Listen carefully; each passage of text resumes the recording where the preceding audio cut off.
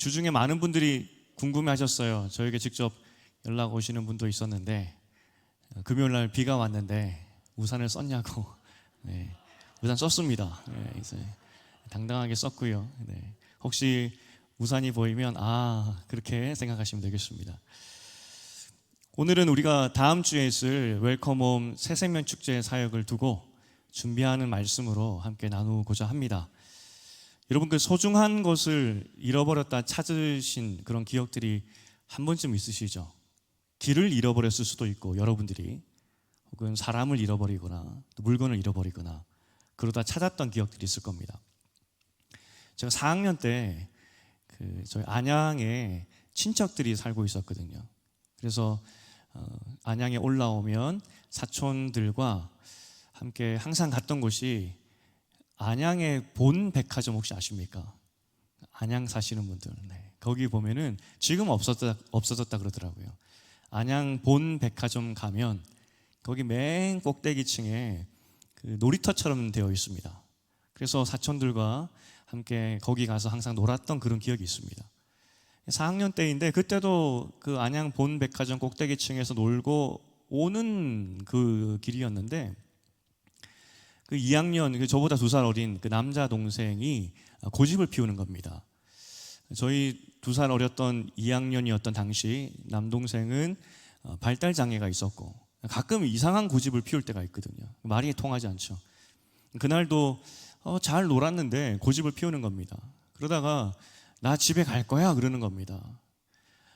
제 기억에, 제 그때 생각에도 그 친척 집에서 안양 본 백화점까지 가려면 일단 큰 시장을 거쳤어야 되고, 또 우리 동네에는 없었던 지하도, 그 복잡한 지하도를 건너갔었어야 됩니다. 그러니까 2학년짜리는 절대로 못 찾아갈 것이다. 왜냐하면 4학년이었던 저도 헷갈리니까. 더군다나 이 아이는 발달 장애가 있고 길을 잃어도 물어볼 수 있는 그런 지혜가 없는 아이이기 때문에 집에 못 찾아갈 것이다, 혼자. 그렇게 생각했습니다. 그때 저도 화가 나니까 그래 가 그랬죠. 근데 순식간에 동생이 없어진 겁니다. 일단 저도 못 찾는 길인데 그 아이가 찾지 못하겠죠. 사촌들과 샅샅이 뒤졌는데 없는 겁니다. 일단은 혹시 집에 갔을 수도 있고 또 어른들에게 알려야 되기 때문에 찾다가 집으로 돌아갑니다. 정말 그 길이 두려움과 걱정, 그런 마음이었습니다. 한참 걸어서 이제 사촌집, 그 친척집에 다다랐는데 대문 앞에 문이 잠겨 있으니까 동생이 들어가지 못하고 거기 서 있는 겁니다. 첫 번째 생각이, 야, 대단하다. 나도 못 찾는 길인데. 그때 어른들이 동생 보면서 뭐라고 이야기했냐면 참 영리하다, 그 말씀을 많이 하셨어요. 만약에 저 아이가 정상이었다면은 정말 영리했을 것이다. 야, 어른들이 맞구나, 그 생각이 먼저 들었고요. 두 번째는 정말 화가 났습니다. 우리 동생 또 말썽 피워서 이렇게 위험천만한 일을 겪게 하니 동생이 너무나 미웠고 화가 났습니다. 그리고 마지막 감정이 다행이다. 제가 그때 동생을 바라보면서 소리 한번 치고 엉엉 울었던 기억이 납니다. 안도감이었죠. 저는 무언가 잃어버렸던 기억 꼽으라 그러면 그때 4학년 때 기억을 저는 꼽고 싶습니다. 오늘 본문은 소중한 것을 잃어버렸던 사람들의 이야기입니다. 소중한 양, 소중한 동전 하나. 그런데 이 이야기의 시작이 어떻게 되냐면 모든 세리와 죄인들이 말씀을 들으러 예수께 가까이 왔다는 것에서 시작을 합니다. 예수님이 계셨는데 세리들과 죄인들이 예수께 가까이 왔다는 겁니다. 세리가 누구냐? 세리는 이스라엘 사람들에게 세금을 걷어서 로마에게 갖다 바치는 사람들입니다. 사실 이 사람들은 민족의 반역자입니다. 그러하기 때문에 예배 드릴 수 있는 사람이 아닙니다. 예배당 못 들어갑니다. 쉽게 말해서 족보 파서 로마 편에 붙은 매국노들입니다. 그러니 아무리 부자라 할지라도 사람들에게 손가락질 받는, 너는 하나님 백성이 아니야 라고 모든 이스라엘 사람들에게 정죄받는 그런 사람들이었습니다. 이 사람들이 예수께 왔습니다. 사실 민족의 반역자인 이 세리들이 예수님께 오는 것은 예수님 입장에서 별로 도움되지 않습니다. 왜냐하면 민족의 반역자들과 함께 있으면 예수님도 그러한 부류로 오해받지 않겠습니까? 멀리 해야 되겠죠. 하지만 그 사람들이 예수께 왔습니다. 두 번째 또 예수께 온 사람이 죄인들이라고 이야기를 합니다. 여기서 죄인들이면 중범죄자 아니냐 생각하겠지만 다 가난뱅이 사람들입니다. 무슨 말이냐면 율법에 따르면 죄를 지으면 또 부정하게 되면 예배 드려서 제물 드려서 씻어야 되는데 너무 가난해서 그 제사조차 드리지 못하는 가난뱅이들이었습니다. 그 당시 인구의 70%는 매일매일 끼니를 걱정했을 것이고, 그리고 70% 안에 그 30%는 극빈층이었습니다. 그러니까 그 극빈층이 오늘 벌어서 오늘 먹고 살기도 힘든 그 사람들, 그러하기 때문에 어떻게 예배 드리러 가겠습니까?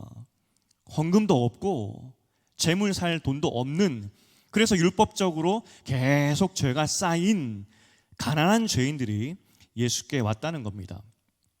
이 사람들도 예수님께 오면 예수님에게 도움되지 않습니다. 죄인들이니까, 가난하니까 별로 도움되지 않습니다. 참 아이러니하게도 이스라엘 사람들 가운데 부자들과 이스라엘 가운데 가장 가난한 사람들이 예수님께 이렇게 왔다는 겁니다. 그런데 이 왔다는 것뿐만 아니라 2절에 보니까 영접했다라고까지 말합니다. 예수님은 이들이 오는 것을 막지 않았을 뿐만 아니라 왔을 때 환대해 줬다는 겁니다. 세리가 오고 극빈층의 가난한 사람들이 와도 환대해 주면서 같이 밥을 먹었다는 것이죠. 그러니까 바리새인과 서기관들이 수군거릴 수밖에 없는 겁니다. 아니, 저 사람이 도대체 제정신이냐?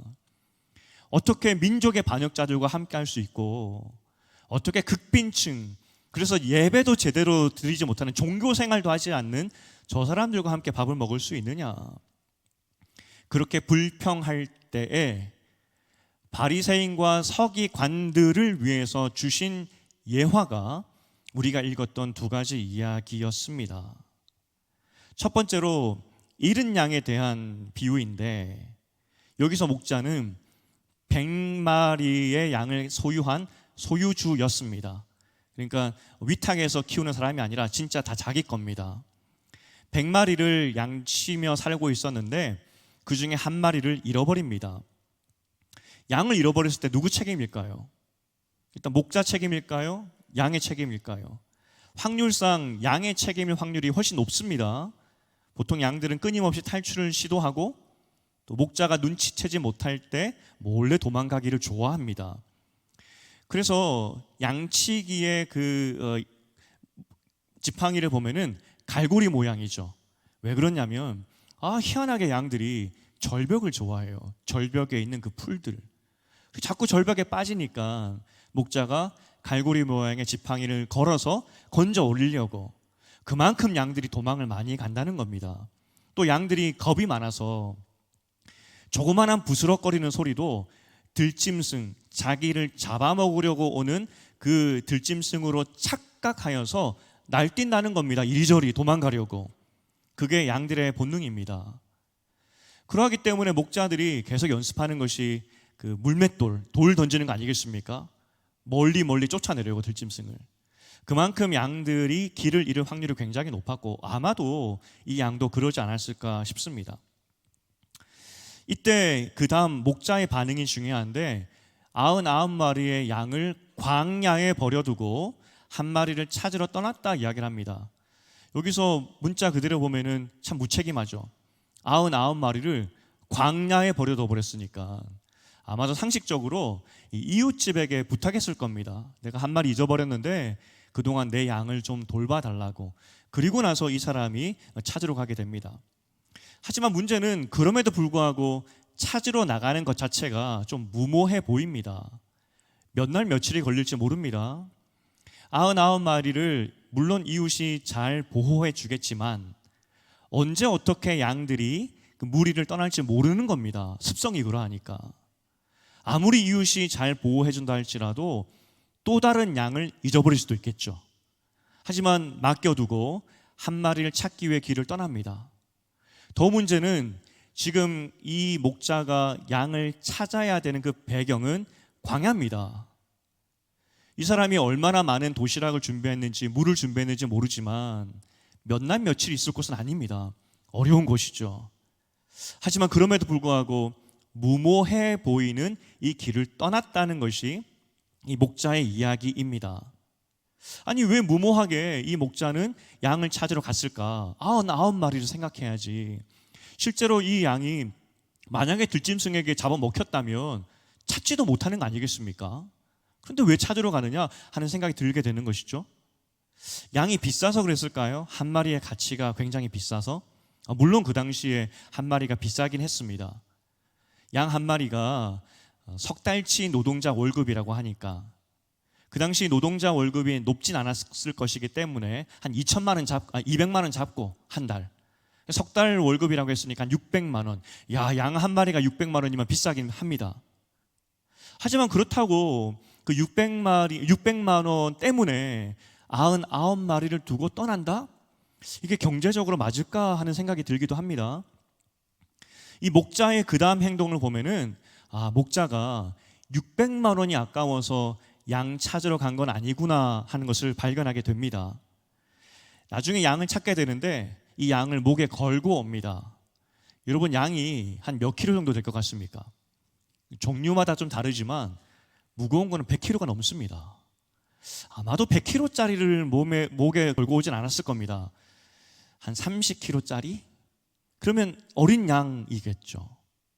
오늘 본문에 그려지는 잃어버린 양이 이제 우리가 대략 짐작이 갑니다. 아마도 100마리 중에서는 어린 양이었을 것이고, 몇 날 며칠이 된지 모르겠지만 힘겹게 찾았을 때 양도 기진맥진 하고 목자도 기진맥진 하지만 그 양을 불쌍히 여겨서 목자가 목에 걸고 힘들지만 집으로 돌아왔다는 겁니다. 그리고 이 찾은 이 기쁨을 동네 사람들 불러다 놓고 잔치를 벌였다고 합니다. 잔치. 여기서 도움이 될지 모르겠지만 일부 때는 별로 도움이 안 된 것 같은데 그래도 준비한 거니까 여러분 참고로 그냥 성경 말씀은 성경 말씀 한 것만 믿어야 된다 생각해야 된다는 겁니다. 너무 깊이 생각하면 안 됩니다. 저는 이걸 딱 봤을 때 어떤 생각이 들었냐면, 잔치라 함은 자고로 고기가 빠지면 안 되는데 동네 잔치를 했으면 닭 잡진 않았을 것이고 99마리 중에 양을 잡았을 것인데, 야, 누구에게는 찾음받은 날이지만 누구는 장례식이구나. 근데 성경은 이걸 말하지 않습니다, 여러분. 혹시나 그렇게 저처럼 생각했다면 그게 포인트는 아닙니다. 어쨌든 지금 목자의 모습을 보니까 정말 가족처럼 양을 길렀던 것 같고, 집 나간 이유는 잘 알지 못하겠지만 어쨌든 그 양을 불쌍히 여기는 마음으로 찾아왔다는 겁니다. 무리를 떠나서 돌아올 길을 찾지 못하고 떨고 있을 그 양에 대한 걱정하는 마음으로 자신도 기진맥진하지만 어쩌면 목숨을 걸어야 될 줄 모르는 그런 길이지만 가서 찾아왔다는 겁니다. 그 간절함. 지금 예수님께서 이 비유를 할 때 바리새인도 그렇고 거기 있는 모든 사람들이 그렇지, 목자라면 이러한 간절함으로 양을 찾는 것이야, 다 동의했다는 겁니다. 여러분 좀 동의가 되십니까? 목자가 양을 찾으러 간다, 이 말에 동의가 되십니까? 이 문화가 좀 다르니까 좀 맞지 않는 것 같아요. 좀 이렇게 마음에 뜨거워지지 않는 것 같습니다. 그 두 번째 이 비유가 우리에게는 좀 더 맞을 수도 있겠다 싶습니다. 특히 권사님들. 두 번째 비유가 뭐냐면, 한 여인이 돈을 잊어버립니다. 우리로 치면 엽전같이 꿰어서 10개를 묶어 놓은 것 같은데 그 끈이 풀렸던 것 같습니다. 그래서 10개의 묶음 중에서 하나를 잃어버리죠. 크기는 우리 지금 10원짜리 동전만한 조그만한 겁니다. 제가 한국에 다시 돌아왔을 때 깜짝 놀랐던 것이, 정말 어색했던 것이 돈이 바뀌어 있더라고요. 10원짜리가 예전에는 컸고 돈 같았는데 돌아와 보니까 10원짜리가 돈 같지가 않게 조그맣더라고요. 지금 이 여인이 잊어버렸던 돈의 크기가 그렇게 조그만한 돈입니다. 그럼 값어치는 어떻게 되느냐? 한 드라크마가 하루 일당, 노동자의 하루 일당으로 봅니다. 그러니까 노동자 일당이 그 당시 낮았을 테니까 대략 그냥 5만 원으로 보고, 그러면 50만 원짜리 동전 꾸러미였는데 그 끈이 풀렸고, 그래서 하나를 집안에서 잊어버린 겁니다. 그런데 이것을 죽도록 찾고 있어요. 물론 돈 5만 원이 귀하기 때문에 찾긴 해야 되겠지만 이후에 잔치까지 벌입니다. 좀 이상하죠. 이 돈꾸러미가 이 여인에게는 정말 큰 의미가 있기 때문입니다. 그 당시 결혼할 때에는 신부값이 있었습니다. 그냥 결혼하는 것이 아니라 신부를 위해서 돈을 지불해야 되는 그런 법이 있었습니다. 신명기에 보면 22장 29절에 보니까 신부값의 예가 나오는데 은 50세겔 되어 있습니다. 이게 어느 정도 가치냐면은 5년치 노동자 연봉인데 연봉 1년 그냥 2천만 원 잡고 5년치 연봉이니까 1억입니다. 야, 신명기에 보니까 1억 주고 신부를 데려와야 된다라고 하는데 누가 그렇게 할 수 있겠습니까? 실제 예수님의 시대에도 이렇게 신부값을 지불하는 사람들은 거의 없었다고 합니다. 가난하니까. 지금 이 여인이 돈꾸러미를 하나 가지고 있는데 이게 뭐냐면 신부값에서 10분의 1을 아버지에게 받은 겁니다. 그 당시 관습이 어떻게 되냐면 아버지가 사위로부터 신부값을 받지 않습니까? 그러면 아버지는 10분의 1을 떼서 시집가는 딸에게 그 손에 쥐어주는 풍습이 있었습니다. 아마도 이 여인이 가지고 있었던 그 돈꾸러미는 신부값의 10분의 1이었을 겁니다. 그러면 이 50만 원 꾸러미니까 그게 10분의 1이니까 500만 원의 신부값을 치러서 이 사람이 이제 시집 온 거 아니겠습니까? 정말 가난했다는 것이죠. 정말 가난한 집안의 한 딸이었고 신부값으로 500만 원 받고 결혼하게 되었는데 아버지가 거기서 50만 원을 손에 꼭꼭 쥐어주었다는 겁니다. 가난한 촌부의 딸. 오늘 본문에 보니까 그 동전을 찾기 위해서 등불을 갖다 댔다 이야기를 합니다. 집안에 햇빛 하나 들어오지 않는 조그마한 집안, 창문도 없는 그런 집이었다는 것을 보여주고 있습니다. 정말 가난했구나 싶습니다. 이렇게 귀중한 돈, 우리 아버지가 혹시 너 시집 가서 필요할 때 쓰라고 그 금가락지 빼주는 엄마의 마음으로 10분의 1을 딸에게 쥐어주었다는 겁니다. 그래 그걸 잊어버렸어요. 그 소중한 돈. 제가 공부를 하는 동안에 7년 반 저희 집 앞에 있었던 그 커피숍 던킨 도넛인데 던킨 도넛의 그 단골이었습니다. 거기에 저녁부터 그 다음날 새벽까지 밤새서 일하는 인도인 친구를 사귀게 되었습니다. 저보다 나이가 훨씬 어린데 일찍 결혼해서 인도에 어린 아들이 하나 있고 아내도 인도에 있었습니다. 그리고 이 친구는 유학을 와서 낮에는 공부하고 밤에는 밤새서 이제 커피숍 던킨돈에서 일을 하는 것이죠. 그러다 저희랑 친해져서 한국 음식도 같이 먹으러 가고 또 인도 음식도 또 먹으러 가고 뭐 그런 아주 가깝게 지내는 그런 사이였습니다. 종교는 다르고 인종은 달랐지만 인간적으로 굉장히 친하게 지냈던 그런 친구였습니다. 이제 개인적인 이야기도 이렇게 나누다 보니까 그 친구가 아내를 두고 또 아들을 인도에 두고 온 것, 떨어져 사는 것에 대해서 굉장히 마음이 아프고 뭐 그런 이야기를 많이 나눴던 기억이 있습니다. 저희도 이제 공부를 하다 보니까 재정적으로 어렵지 않습니까? 그래서 한때 잠깐 생각했던 것이 아내가 한국 가서 돈 벌고 저는 공부하고 그걸 생각했었습니다. 그리고 그 친구에게도 나눴었죠. 우리도 좀 고민하고 있다고. 그러다가 어느 날 겨울이었습니다. 눈이 많이 내리는 새벽이었는데 아내가 한국을 방문해야 됐던 그런 때가 왔었습니다. 제가 이제 공항까지 데려다 주기 위해서 차를 가지고 그리고 그 던킨 도넛 앞에서 잠깐 세우고 이제 커피를 사러 들어갔죠. 아내와 같이. 친구에게 지금 아내가 한국 방문한다고 그렇게 이야기를 하고 이제 뭐 얼마 후에 보겠다 뭐 그렇게 이야기를 했던 기억이 납니다. 커피를 사서 이제 차에 탔는데 새벽이었습니다. 눈이 많이 오는. 근데 그 친구가 슬리퍼를 신은 그 차림으로 막 쫓아 나오는 겁니다. 그 추운 겨울날 그 눈이 다 들어가는 그 슬리퍼를 신고 그러면서 꼬깃꼬깃한 100불을 저에게 주는 겁니다. 그럼 사는 말이 내 아버지가 나 유학 올 때 그 100불짜리를 나에게 줬는데 내가 그 아버지가 주신 그 의미를 생각하면서 지갑에 꼭 넣어놨는데 이거 가져다가 한국 가서 쓰라고. 그리고 하는 말이 절대로 나처럼 헤어져 살지 말라고 그런 말을 해주는 겁니다. 아내하고 그걸 갖고 우리가 이 100불을 어떻게 쓰냐고, 아버지가 힘겹게 벌어서 유학 떠나는 아들에게 준 그 돈을 우리가 어떻게 쓰냐. 그리고 아내가 갔다 와서 다시 그 돈을 그 친구에게 돌려줬던 기억이 있습니다. 금액의 가치가 중요한 것이 아니라 그 돈의 의미를 알기 때문에 쓸 수가 없었죠. 여러분, 지금 이 여인의 이 마음, 특히 권사님들 더 이해가 되지 않으십니까?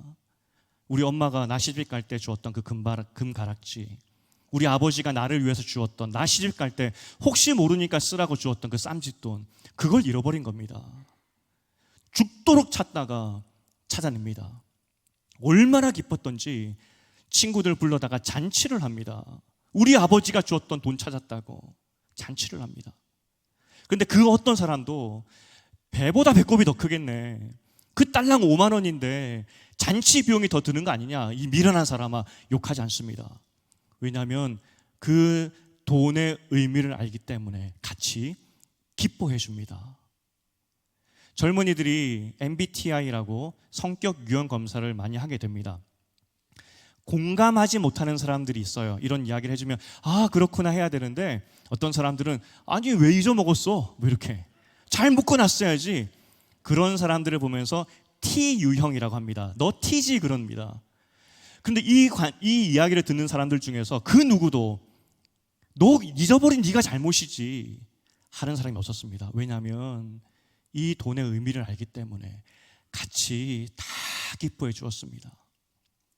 오늘 이 두 비유, 특별히 이 10절을 우리가 잘 봐야 되는데, 우리 10절을 함께 읽어보겠습니다. 본문의 10절이었습니다. 시작. 내가 너희에게 이르노니 이와 같이 죄인 한 사람이 회개하면 하나님의 사자들 앞에 기쁨이 되느니라. 지금 바리새인과 서기관들에게 이야기합니다. 양 한 마리를 찾아도 기쁘고, 아버지의 사랑이 담겨있는 그 딸에게 쥐어주었던 그 쌈짓돈 하나 찾아도 이렇게 기쁜데, 죄인들도 아닙니다. 죄인 한 사람만 와도 나는 이렇게 기쁘다고, 그걸 말씀해 주고 있는 겁니다. 양 한 마리보다 5만 원짜리 동전보다 귀한 내 백성이 나에게 돌아올 때 나에게 얼마나 큰 기쁨이 되는지 아니냐고, 이것을 바리새인과 서기관들에게 말씀해 주고 있다는 겁니다. 우리가 주기도문을 보면 예수님께서 뜻이 하늘에서 이루어진 것 같이 땅에서도 이루어지기를 기도하라고 말씀하셨습니다. 그러니까 하늘과 땅이 연합되는 거죠. 그것을 위해서 기도하라고 말씀하셨습니다. 그런데 여러분, 유대인들도 성경 공부 열심히 했던 사람들입니다. 그들의 평소 기도문을 보면 하늘과 땅의 조화를 위해서 기도했습니다. 예수님이 주기도문을 가르쳐 주기 전에 이미 하나님의 나라가 이 땅 가운데 이루어져야 되는 것이구나, 유대인들이 그렇게 기도했었습니다. 그들이 생각했을 때, 그렇다면 하나님의 나라와 땅의 나라가 연합해야 되는데 이 땅에서 하나님 나라와 가장 가까운 곳이 어디일까 생각했을 때 성전이었죠. 그래서 성전에서 지독하게도 율법을 열심히 지켰던 겁니다. 왜냐하면 하늘과 통하는 통로였기 때문이죠. 오늘 예수께서 말씀하십니다. 너희가 그토록 하늘과 땅의 조화를 위해서 기도했는데, 하늘과 땅의 조화되는 순간 잔치가 벌어질 텐데 그때가 언제냐? 너희가 예배 잘 드려서도 아니고 재물 잘 드려서도 아니고, 죄인이 하나님께 돌아올 때 그때 하나님의 나라가 이 땅 가운데 이루어진다라고 말씀하고 있는 겁니다. 단 한 사람만 나와도, 단 한 사람만 나와도. 여기서 우리가 한 가지 더 기억할 것은, 양은, 그 돈은 스스로 주인에게 올 수 없습니다. 주인이 죽도록 찾아내야 됩니다. 하지만 오늘 목자와 이 여인의 모습을 보십시오. 정말 죽도록 찾아냅니다. 찾을 때까지 찾았던 것입니다. 찾을 때까지. 오늘 이들이, 세리와 가난한 사람들이 왜 예수께 왔을까? 왜 예수께? 아마 세리들이 민족을 배신하면서 나 부자 돼야지 하면서 그렇게 배신했던 사람들입니다. 유대인으로 살 바에는 차라리 유대인 딱지 버리고 로마 공무원이 되어서 한번 잘 살아보겠다고 하며 그렇게 로마 편에 섰는데, 살아보니까 공허한 거예요. 금요일날 최선자 권사님의 간증을 들었지만 사회적으로 성공을 해도 공허함이 있었다고 우리가 들었습니다. 하나님 찾고 싶고, 내가 부자가 되었지만 공허함이 있는 거예요. 가난한 사람들은 어떻게 했습니까? 어떻게 가난한 사람들이 종교적인 관심을 가질 수 있겠습니까? 오늘 먹고 살기도 힘든 사람에게는 종교가 필요 없죠. 마음을 쓸 수가 없는 겁니다. 그럼에도 불구하고 하나님의 은혜가 그립고 하나님의 품이 그리워서 오늘 예수께 왔는데, 여러분, 세리 스스로, 가난한 사람 스스로 이 예수님께 왔을까요? 하나님이 그들 마음 가운데 예수께 찾아갈 수 있도록 마음을 움직이셨기 때문에 세리들이, 또 그 죄인들이 예수님께 찾아갔다는 겁니다. 하나님이 찾아내셔서 예수께로 인도하셨다는 것이죠. 하나님의 열심이라는 겁니다.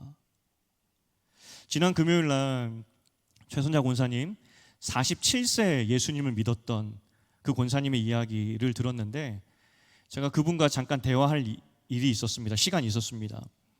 권사님께 제가 뭘 말씀드렸냐면, 권사님, 우리 교회는 76주년 되었습니다. 오래되었죠. 그렇기 때문에 어렸을 때부터 교회를 다니신 분들이 참 많고 모태신앙이 대부분입니다. 믿음의 가정에서 자랐죠. 권사님처럼 성인이 되어서 예수를 믿으신 분이 많진 않으십니다. 그래서 권사님의 간증이 우리에게 더 필요합니다. 무슨 말이냐면, 우리가 어느 순간 눈 떠보니까 기독교 가정이었고, 눈 떠보니까 예수 믿고 있고 여기 자리에 앉아 있지만 우리 스스로 찾아온 것이 아니라는 겁니다. 하나님께서 여러분을 이 자리에 앉을 수 있도록 찾아내고 찾아내셔서 예수 믿게 하신 줄을 믿으시기를 축복드립니다. 그냥 이루어진 게 아니에요. 하나님의 그 열심, 47세에 찾아오신 그 하나님의 열심이 우리 모두에게도 있었다는 겁니다. 그리고 47세 이분이 예수를 믿었을 때 하늘에 그 천국의 잔치가 있었는데, 여러분들에게도, 여러분들이 예수를 믿기 시작했을 때 똑같은 잔치가 있었다는 것입니다. 이게 하나님께서 한 사람을 찾은 기쁨의 모습이고, 여러분들도 그 잔치의 주인공이 되었었다는 거죠. 그런데 우리가 어느 순간 이 기쁨을 잊어버렸어요.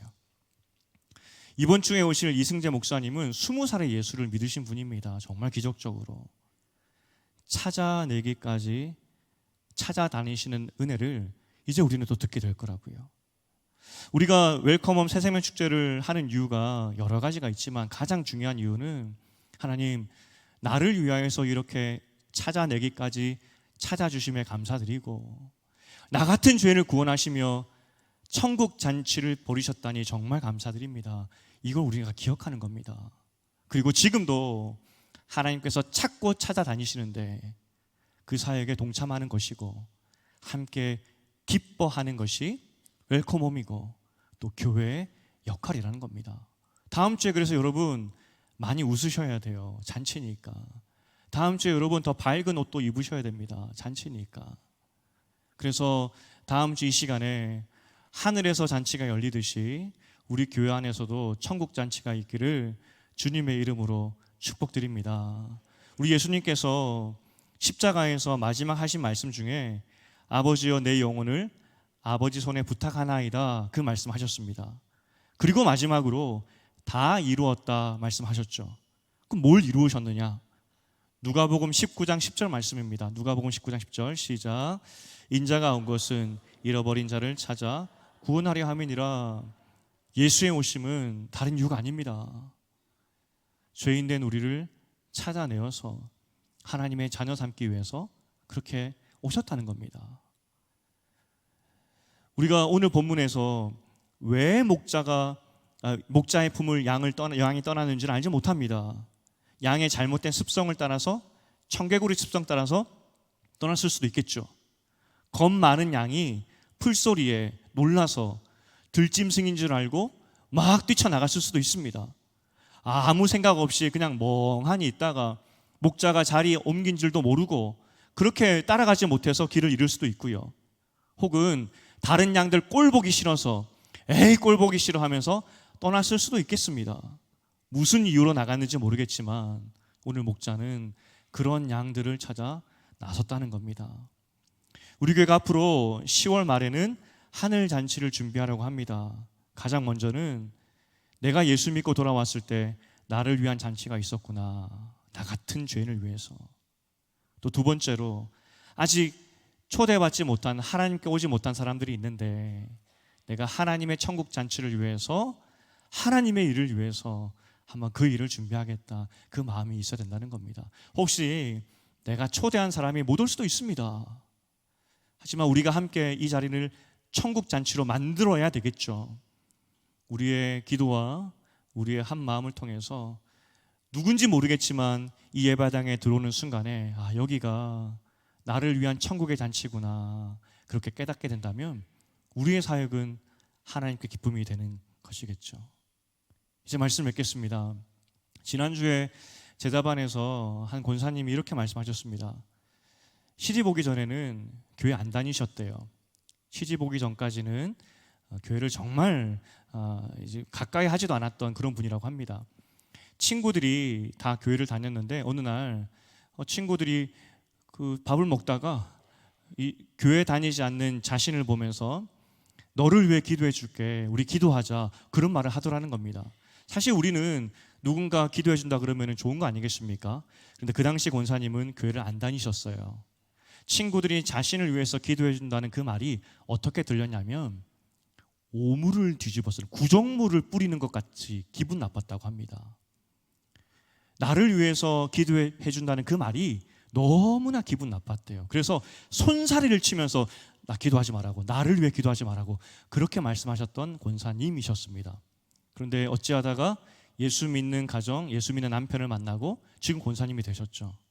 제가 말씀드렸습니다. 권사님 시집 잘 오셨네요.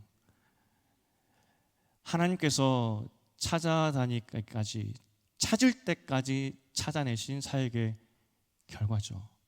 그 은혜가 우리를 여기까지 오게 했다는 겁니다. 제가 작년 11월에 예화를 들었던 그런 내용입니다. 청년 사역을 하다 보면은 정말 예수 처음 믿는 사람들이 많이 와요.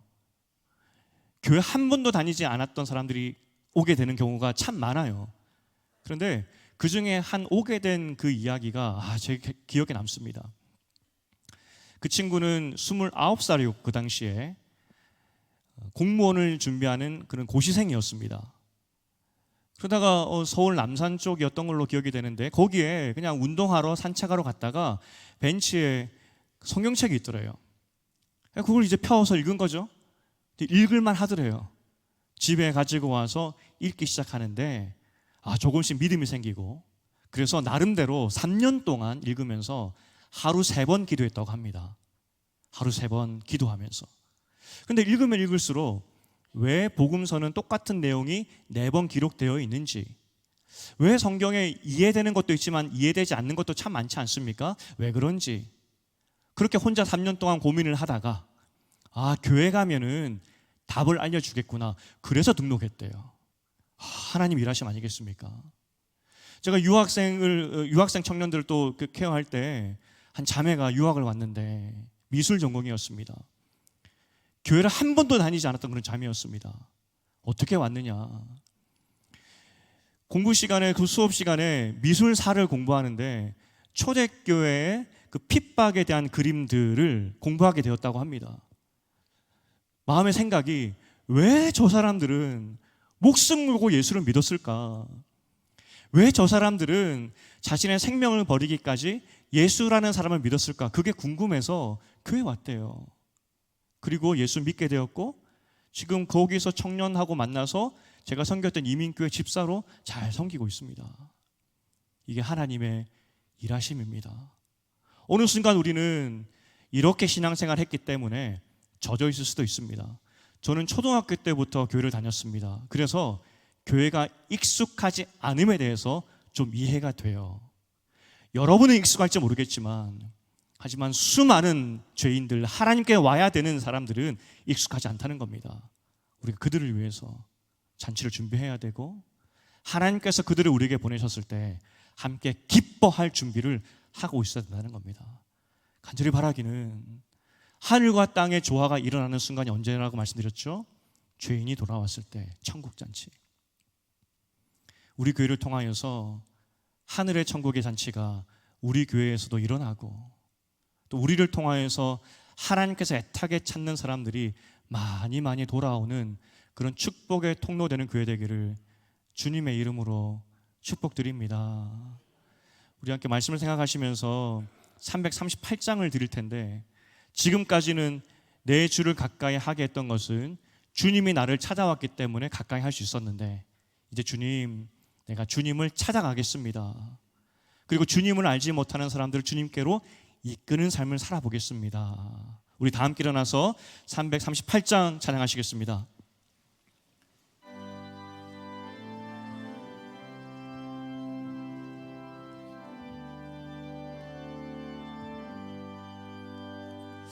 내 주를 가까이 하게 함은 십자가 짐 같은 고생이나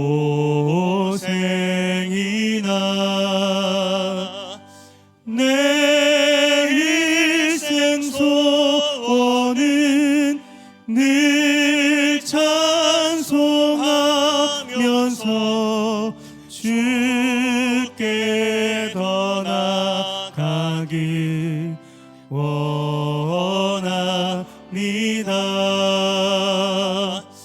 내 고생하는 것 옛 야곱이 돌베개 베고자 갔습니다. 꿈에도 소원이 늘 찬송하면서 주께 더 나아가길 원합니다.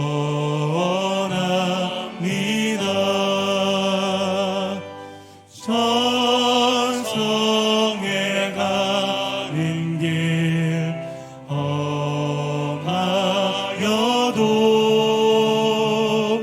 생명길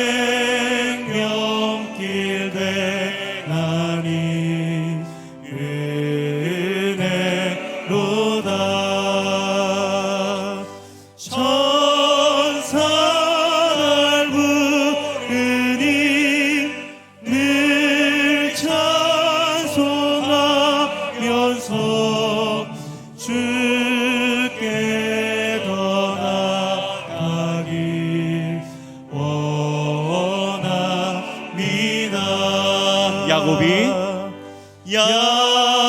야곱이 잠 깨어 일어나는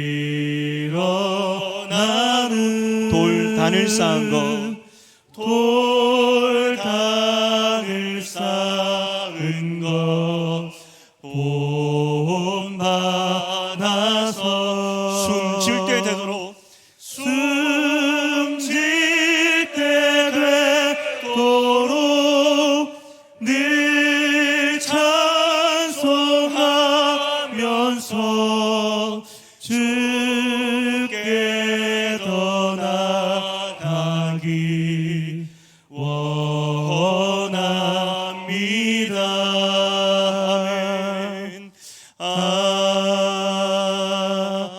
아멘.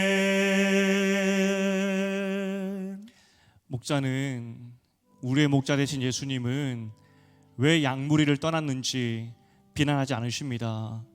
떠난 그 양을 위해서 생명 걸고 찾아다니시는 것이 우리 하나님, 우리 주님이라는 겁니다.